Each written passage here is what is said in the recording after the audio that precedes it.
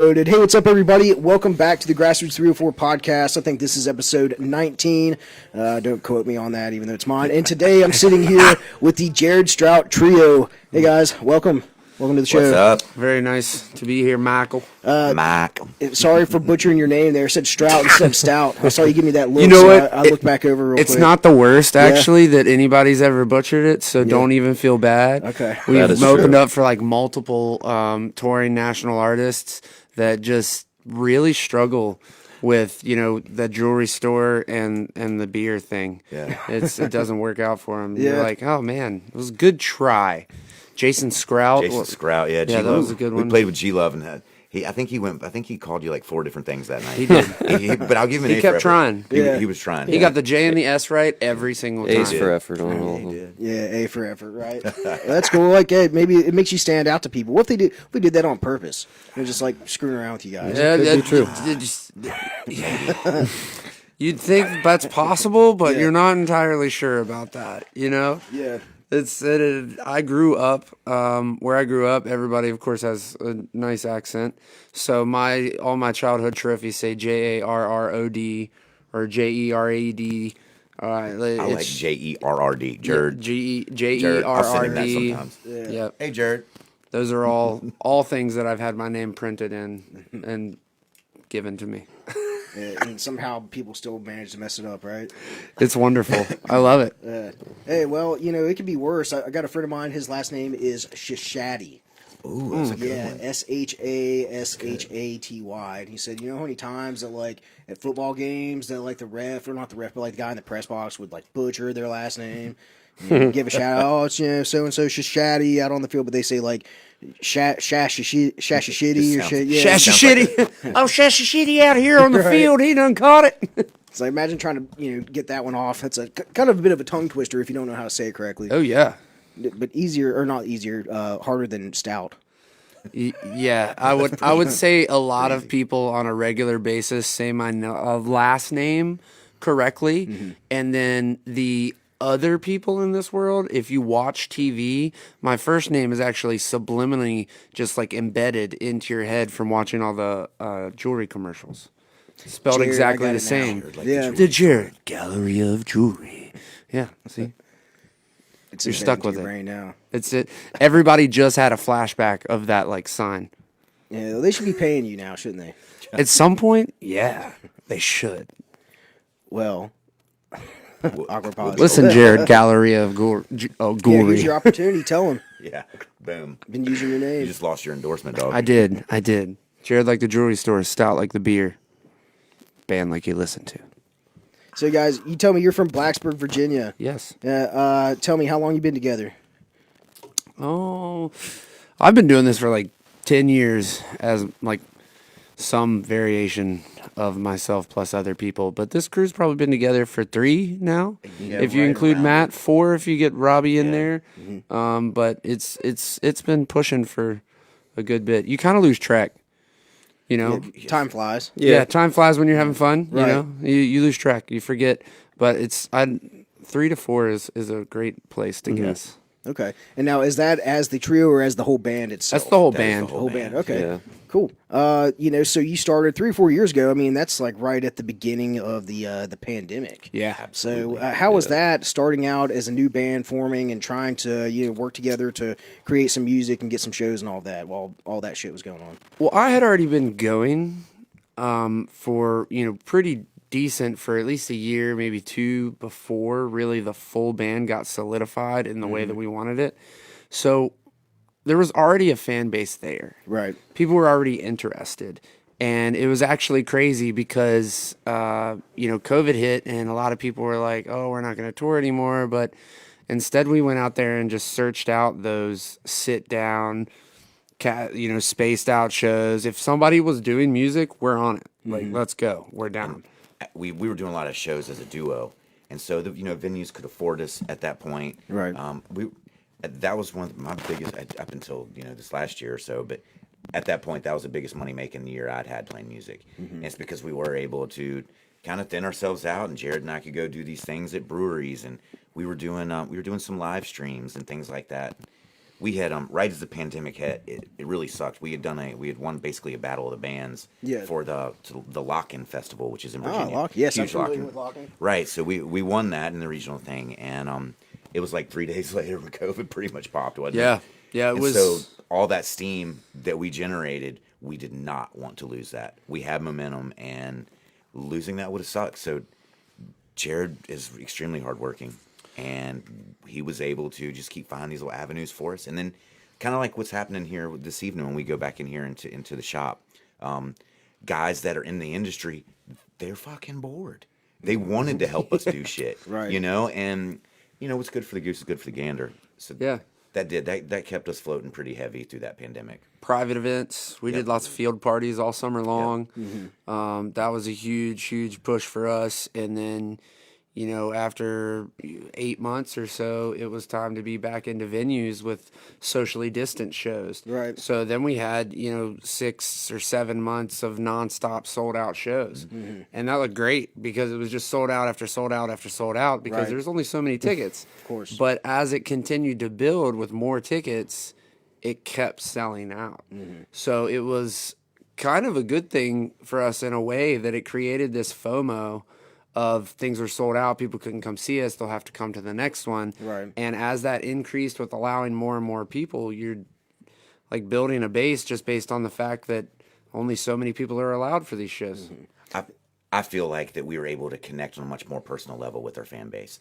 Some of these shows, like man, we were up on this mountain out in Floyd County, Virginia. We played on the back like this 47 pickup truck with a big flatbed, and behind us was West Virginia. Like it was this gorgeous backdrop, and there was 20 people there, right? And everybody, it was one of their first experiences coming out of the house, and I mean, it was, according to them, it was magical. It was magical for us. We had a great time. Yeah. The vibe was incredible, and we were even like in that situation and others. I feel like we're able to connect with a fan base more so than just being at a bar. We can't make eye contact with everybody at a bar. We can't say what's up to everybody at the bar. Right. But in those kind of situations, we could be a little more emotional on stage because people wanted that. And as much as it sucks, the pandemic sucked, but it actually worked fairly well for us. So It was good. There wasn't anything bad about it. This was the pandemic was a decent bit of it was pre Mr. Brassington over here. True.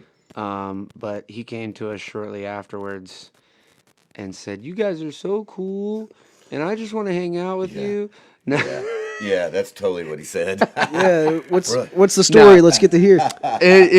You should tell this story because I'm always the one who has to tell this, and you should do it. That is very, very false. I was at Virginia Tech.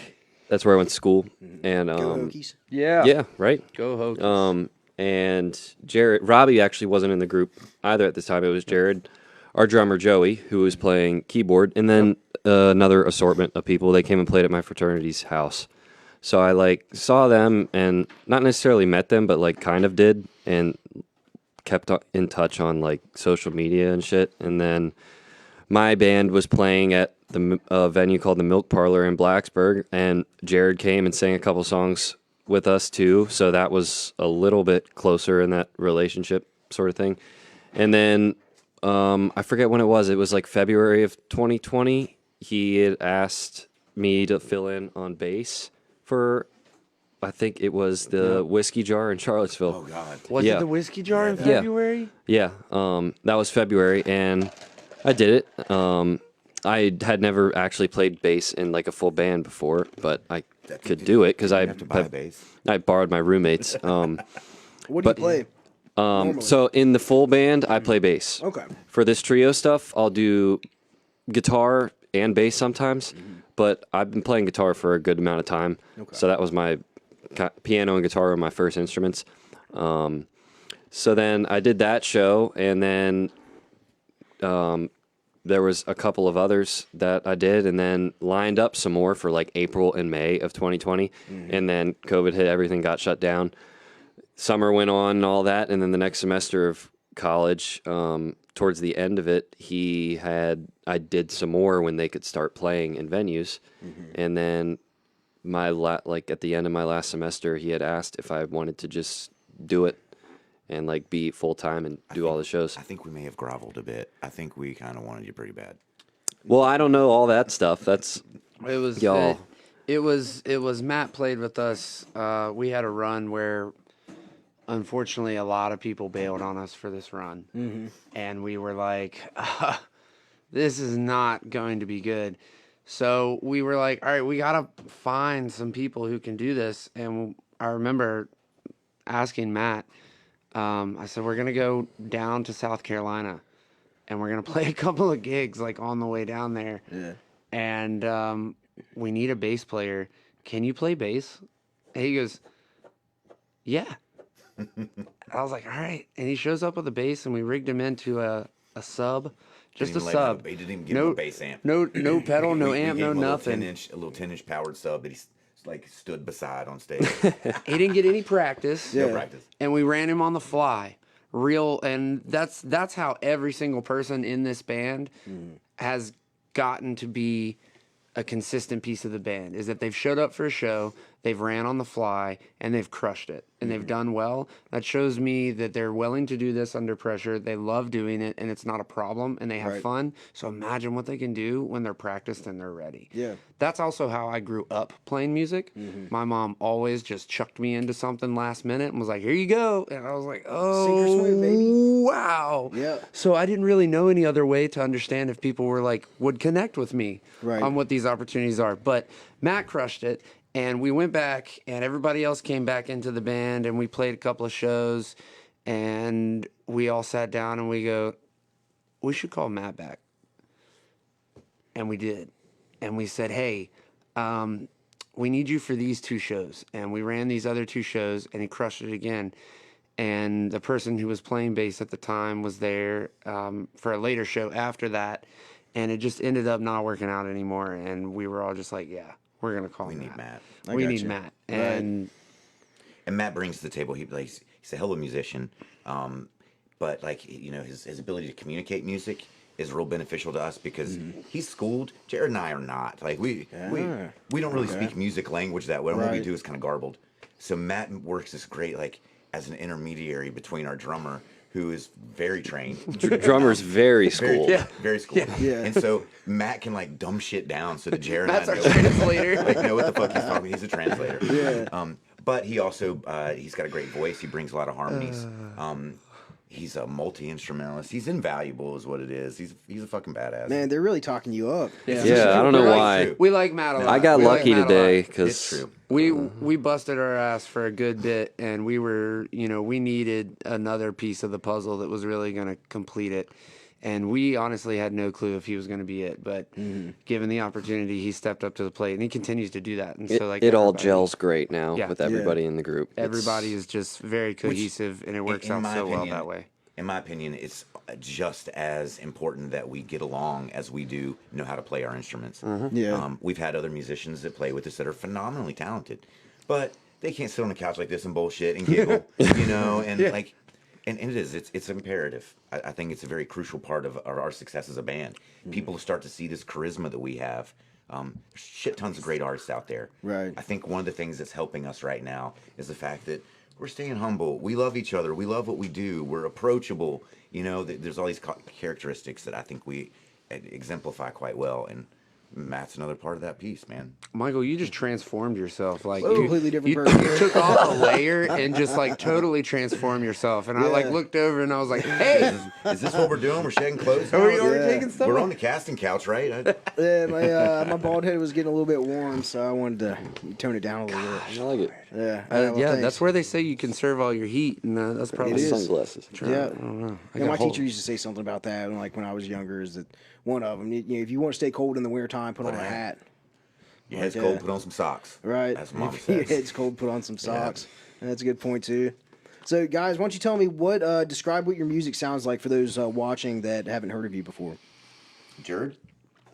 We call it Appalachian Rhythm and Blues, and the reason that we say that is because we take from everything that you would get out of the mountains and out of the soulful idea of music. One of our musical acquaintances and friends we would consider from Southwest Virginia would be the 49 Winchester group, and they just did a great interview talking about how Appalachian music is kind of genreless, and it is because we draw from everything that we experience and everything that surrounds us and the emotion that we feel, Right. and that doesn't always translate to country music, but you can't deny where we're from and what we do. So we get labeled country music often, Right. but to us, it's Appalachian rhythm and blues. We like to move, we like to groove, we like to get down, but also we can play you something that can absolutely capture the feeling and the space of Appalachia to show that this is where we're from. Right. Yeah. So It's it can be a distinctive sound, but as you said, it can also be a variety of sounds of which you draw from.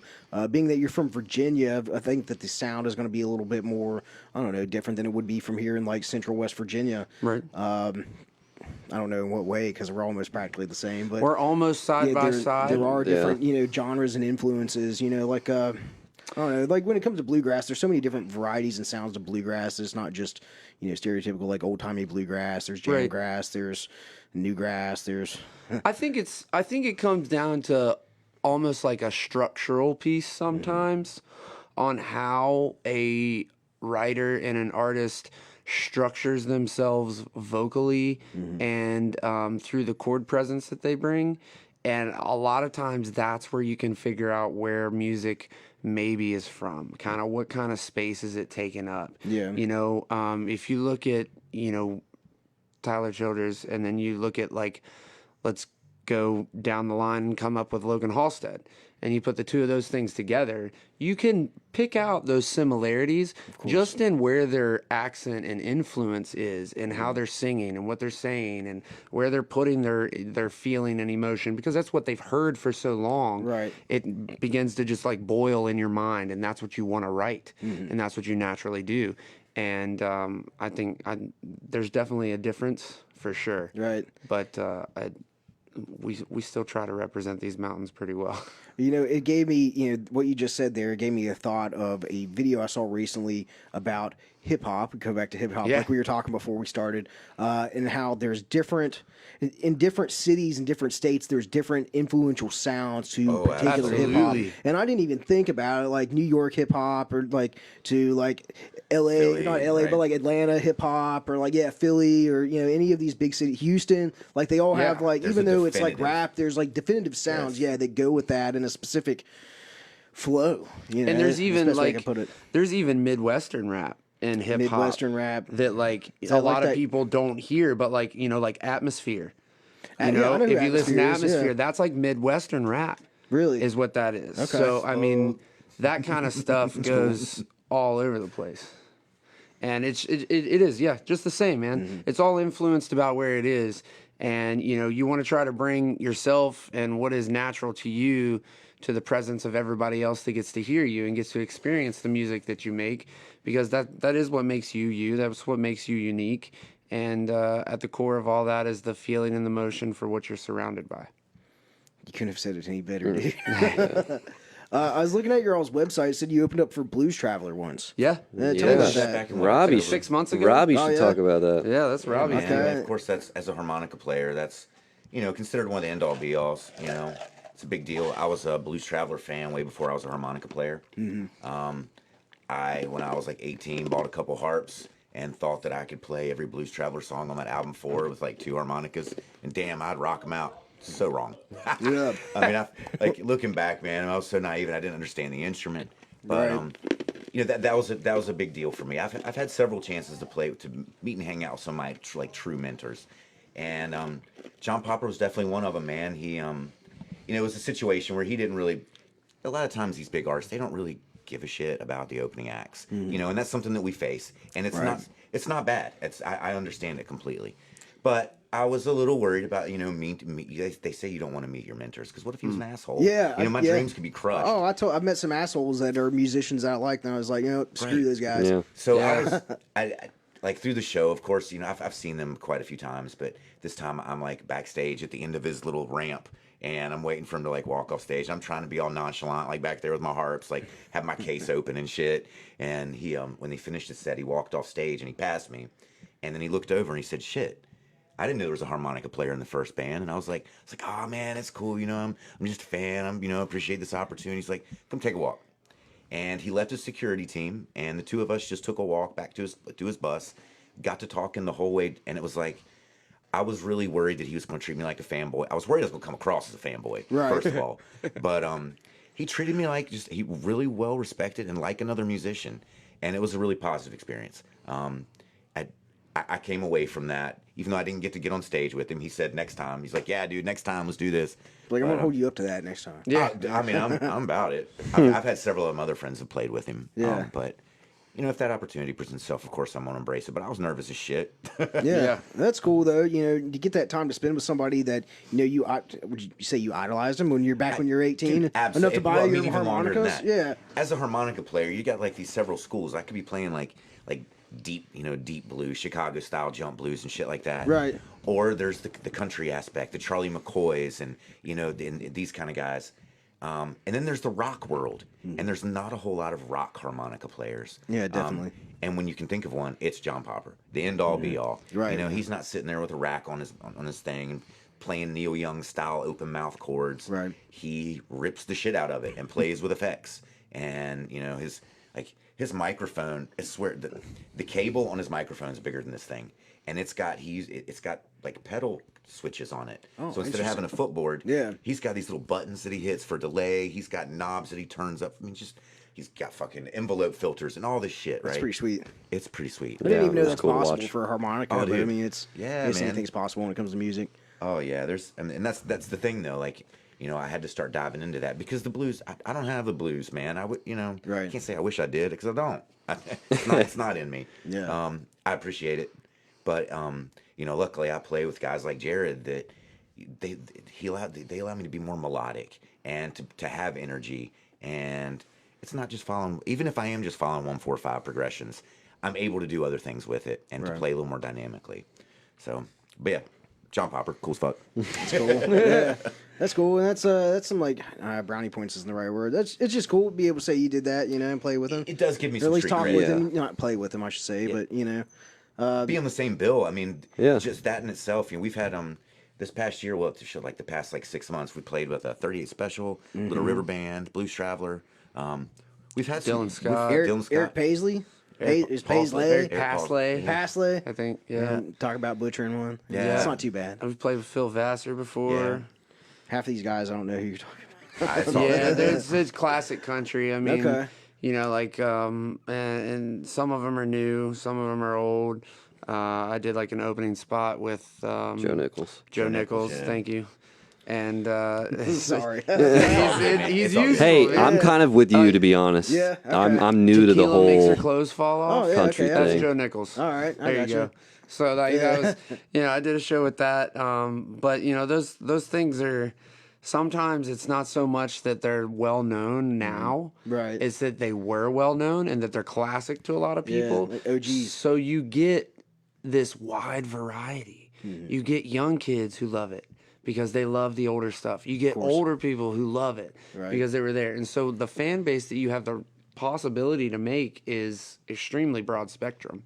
And that's a good thing, because everybody's different and there's different people who show up for your show the next time. Right. Or, the Joe Nichols thing, I sold $800 worth of merch. Nice. Yeah, that's pretty good. Is that really good for a one night show? Yeah. For just For me, us. I'd say, For our level, yeah. Yeah, I Yeah. mean, for me think that and was my like- mom running a little booth and me doing a solo set in the blistering heat. Damn, yeah. That's pretty good. That is. It was a good Yeah. night. You think that's the most you ever sold for one night? No, No. no, Wow. Okay. no. We've sold more than that in a night, definitely. Okay. Well, that's pretty cool, though. Hey, when it comes to merch, you feel like that's the best thing that your listeners could buy from you to help support the band? Merch is great. I always tell people it's so funny, but everybody's like, oh, streaming services, are no good Right. and they're not for our pocket. It's not fair that we spend a lot of time and effort and money recording these things, Right. and then they're for free. But also the other way that we tell people to look at it is look at it as like an absolute tool that you can drive us forward every single day. Yeah. You can sit there and put our album on repeat and go to bed and mute that sucker so you don't hear none of it. Sleep all night long. Right. Let that sucker just run. And then you're good. You're not using your phone. You're at work. That's cool. Plug it up. Put our album on. Turn it down. And just let it run. Because that's the only way to fight back against that space is that's fine. You're not going to pay me for it. Then I'm going to tell people to just put it on repeat when they sleep. I don't even care if they're paying attention to your Just ads. like spam playing. It doesn't matter. I'm going to have them spam Trust it. me, it goes on. Like there's dedicated servers out there that are just running people's songs like that, trying to get their listens up. Because in the booking world, unfortunately, that's what they're looking at with us right now. Yeah. They're looking at these numbers. And there was a big issue. Like Ariana Grande came out with a single, and in like 24 hours, it was in like the large, like 35 million streams, something like that. And the math on that is that like a god awful amount of people in this world would had to have streamed it at least once. Right. And then you look at it and you're like, well, that many people don't even own that particular streaming Don't even have service. that app. And the case is that you honestly do have these labels in different places that have these bots, and then they have these tablet rooms, you know, and it's just a room full of Spotify accounts on tablets that they've all paid for, and they're all there to some random email, and they're just going whoop, whoop, whoop, Right. and they're cranking them. It's like, so they, like some of these things or some of these maybe companies like on spot, you could pay to get your song on a playlist. I've heard of this before, but like nobody wants to do that, of course. So it's it's a mixed bag. It's a mixed bag. This is what we're currently at with Okay. this album coming out in a couple learning weeks. about it. This is what we're learning, like these user curated lists for Spotify.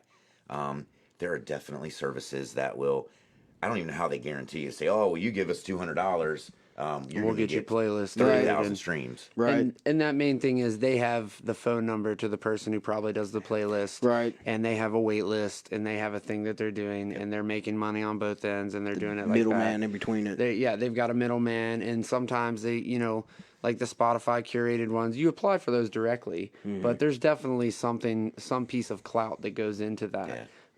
But it's a hard market to really try and understand when you're trying to do that, because you're talking about the people who wanted you to, hey, let's do this and do this much money for being on our playlist. Just because they have 20,000 listeners doesn't mean they actually have 20,000 listeners. Right. You know, there's that many accounts that are logged in and following that. That doesn't mean that those accounts are actually being used. Of course. And you don't have any way to know that. You really don't. You have to just hope that somebody else is talking about that list, that it's continuously going up. The other unfortunate side of that coin is that advertising isn't free. No, It never not at has all. been. Right. So it's like we haven't talked about it in depth yet because we don't fucking know. We don't know how to navigate this scene. But it could very well be that maybe we're supposed to pay for some shit. Like we don't know. It's a one day at a time thing. You try to we do have a PR firm, Present PR, that's helping us put out the album, and we paid for that, and we're cool with that. That's a good step, and it's moving forward, and it's getting pressed, and we're getting somebody who's looking for press to share this and put it out and make it known.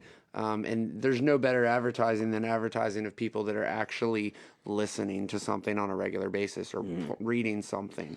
And you know, it's just all a gamble. Like your number one thing that you want is you want people to listen to your music. You want them to stream it. Please show up to our shows. And if you show up to a show, you see something you like in the merch table, buy it. We love you for that. It helps us feed us, put gas in the car, all sorts of different things.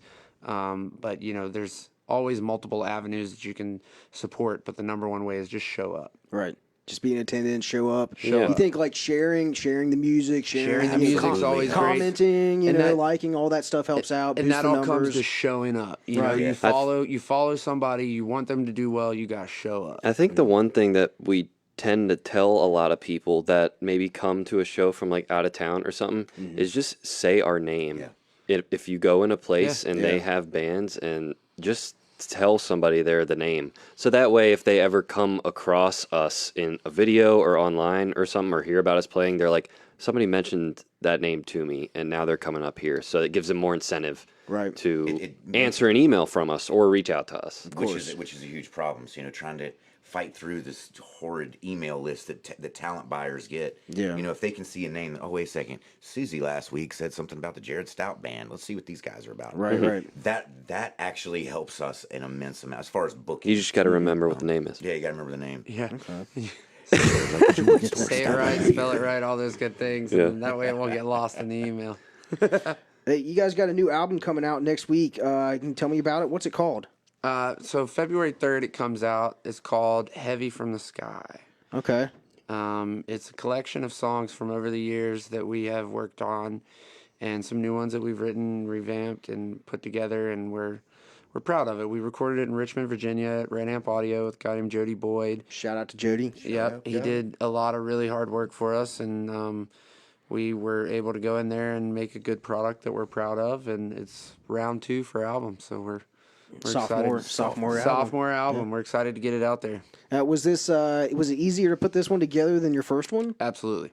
You felt like it was just like all together as the band coming together and writing and producing it and coming up with it, or The songs had already kind of been put together over just touring and playing and writing new material and making it happen. yeah, And we had worked on that. I think the environment that we went for and paid for a good environment, a good knowledgeable space and everything like that made everything go so much faster because we got what we wanted. When it was like, I need this sound, bam, there it is. I want to do this, bam, there it is. And so everything you wanted to do, it was there and it was available. And it was just one step at a time. I feel like our musicianship, we were a lot more committed on this second album. First album, we were all, like, of course, most of it wasn't even the current band members. We had another Yeah, guitar I player, wasn't another part of bass the player. first. I don't know that they were as committed to the Jared Stout band as we now are. Yeah. So that's a huge thing. We wanted this to be a baller presentation. of Yeah, these it was songs. all about serving each song in the way that it needed to be served. Yeah. There was We're no trying to leave our egos out. Yeah, It's no not one about- person you know, I ain't who's gonna shine. I mean, we all have parts in the album where people shine, but it's blended very nicely into serving the song as a whole. Yeah. So that's something cool and to listen for, because I like making music for people who really listen to music and listen to it. So that's what I do when I listen to music, and I think that's, if you do that on this album, you'll hear some really cool things. okay, cool. So there's definitely no I in team, and there's no I in band either Yeah. when it comes down to it. So having a collective and everyone putting their part into it to make it what it is, that's a special thing. And then there's no like animosity sort of towards one or another, like you got more on it than I did, or more say or something like that. Yeah. So well, that's Yeah. cool. I mean, it was collective. Like, I think, like, there was on one song that is actually already out, One Shot, at the very end of it, there's one note, and I just picked up a guitar and I played the one note and just detuned it on the end of the headset on the tuner. Yeah. So, like, and we had some people sing on albums. I think your mom sang on the first album. Yeah, my mom's Oh, my yeah. mom's singing on the first album. We've got a single out with Josh Schilling that played on that. I mean, like in the first album, we definitely had a lot of collection of people putting into it. And the second album, we really crunched down and focused on what we needed to put into it and how to do it. And I think as we're already, because number 2's done, like you want to advertise it and get it out there, but in the back of your head is what's number 3. That's just continuing to grow, and I think it's going to be even better at that point because we're going to have so much more of an idea of exactly what we want to do. There's a vault. Yeah. There's a deep vault in this guy's Yeah. brain Jared is and a songwriting machine. Yeah. Like, There's one a long list of songs. that- a song he wrote a song doable. Thursday morning. We played it Thursday night. Thursday night. Yeah, that's pretty quick. It's badass. It's badass. I think we're gonna do it tonight. We might, yeah. we might play it tonight. Okay. Yeah. But with that ability to produce and same thing with like all of us having such different likes in music. Like, I listen to a lot of really, really heavy stuff, and that's what I like to listen to. Everybody else, we kind of have our own thing that we listen to. The benefit of him being able to write so fluently and it comes naturally, and he's amazing at it, is you get a bunch of songs that sound very different, but they're not. They're him. They sound like Jared Stout, but they're different. Like there's one song that like kind of sounds like Tool. Another one sounds like Bobby Caldwell. Like big, Interesting. Very, like that. Yeah. So very different spaces. and that makes it even more fun to like take them apart and figure out what can we put on top of this. blend it. So yeah, and I mean, my way of describing the songs that are written and the music, it's hard for me to put a genre on it. I just say listen to it, and if you like it, you like it. It Right. might make you dance, it might not. I think Take it Jared's for what right. you want. I think he's able to walk a real fine line between. I mean, some of our stuff could be considered a little bit poppy, but Jared walks this very fine line with familiarity.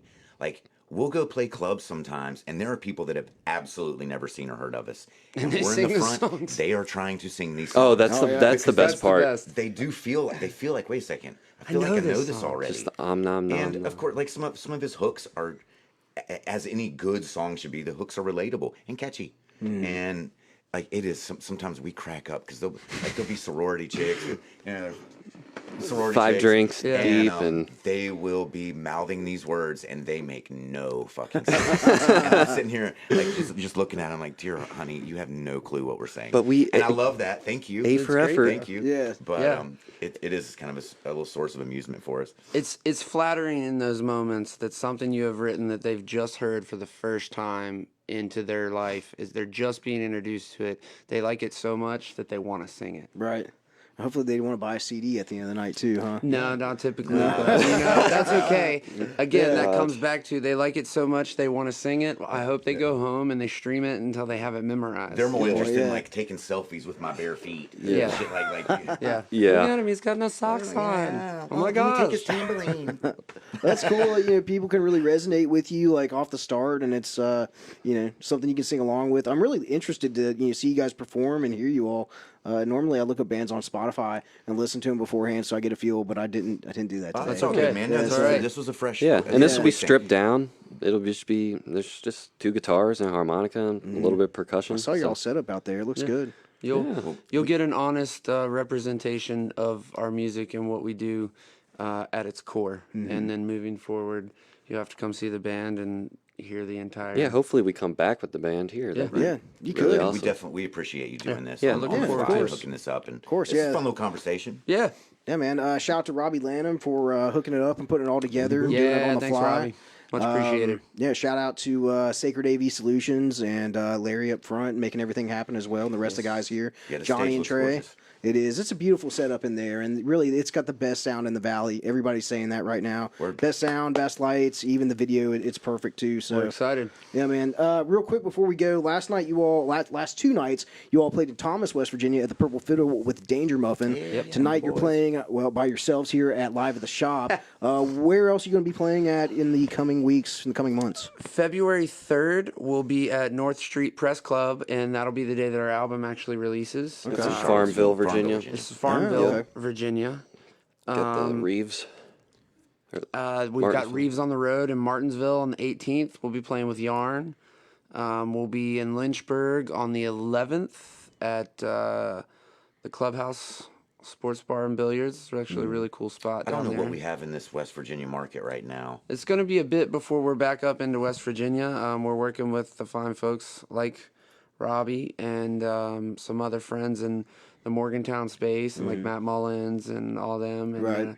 we're trying to get ourselves up in here a lot more. Do we have anything at Big Draft? We've got some stuff coming up in Yeah. the summer, a big draft. Is that a festival? No, Big Draft is out in Lewisburg. Well, it's Okay. technically in White Sulphur on the other side of the Greenbrier. Okay. Yeah, but I'm sure a bunch of people in West Virginia go down to Floyd Fest. We're going to be there too. Yep. Yeah, Floyd Fest. I've Yep. heard of it. Haven't been, but I have been to Lock-In. Yeah. Yeah, that's wild. Yeah. But cool. We've got some fun stuff coming up, and we've got a lot of And if you can't see dates us that we'll be live, putting out soon. we got cool content we create all the time. Yeah. A lot of it's funny. A lot of it is, we do put out some pretty high quality. There's a music videos video and stuff. that came out a couple weeks ago, maybe a month ago. Yeah. We are shooting. We're shooting a video for our song "Cost," which is on the new album. We actually that goes into production on Sunday. Yeah, that'd be That'll fun. be a really high quality video package. Nice, Very okay. high quality data package. You want to tell the listeners, the watchers, where they can find all this at? Your social medias, your websites, anything like that? Yeah, you can go to the JaredStoutBand.com. That's Jared like the jewelry store, Stout like the beer, and band like you listen to because you love us and we appreciate that. So you can go to the JaredStoutBand.com, click on any of our social media there. You can go to our Facebook, Instagram, any of that's under just the Jared Stout Band. And you can check out all the good stuff we have. There's a SoundCloud if you're somebody who really loves just poorly recorded deep And we'll go deep. cell phones. Deep into Jared's business right there. But Yeah, get into the deep cuts there if you're into that kind of stuff. There's some really old music on there, but it's still it's still good stuff. It's fun, and our YouTube is just slam full of videos. So definitely plenty of places to give us a follow and come see us again. Awesome. Well, you heard it from them, and of course, if you're want to come down and check them out tonight, they're going to be playing here live at the shop, starting at just right after we get done with this. We're going out there right now. I'm gonna pee come and check then it out. It's 1233 Ohio Avenue here in Dunbar, West Virginia, and cover charges. And I never say cover don't even charge. know. It's a secret. You find out when you get here, but it's affordable. It's wild. It's wonderful. you'll You like it. Get on out You'll here. like Come us. on now. Come and see us. And of course, thanks for watching the show. You can check out the Grassroots 304 podcast here on Facebook, YouTube, and Rumble, and soon to be on Spotify and wherever else that you listen to music at and watch podcasts and all that stuff. So, All that great Yep. stuff. well, thanks, Mike. Yeah, Yeah, you're thank you, welcome. Michael. Thanks for being Michael. on. Appreciate it, Michael. Michael. There we go. We appreciate you, Michael. Yeah, appreciate you guys. Thanks again. We'll see you guys next go time. play music. Peace out. All right. Cool, man. Hey, yeah, thanks for.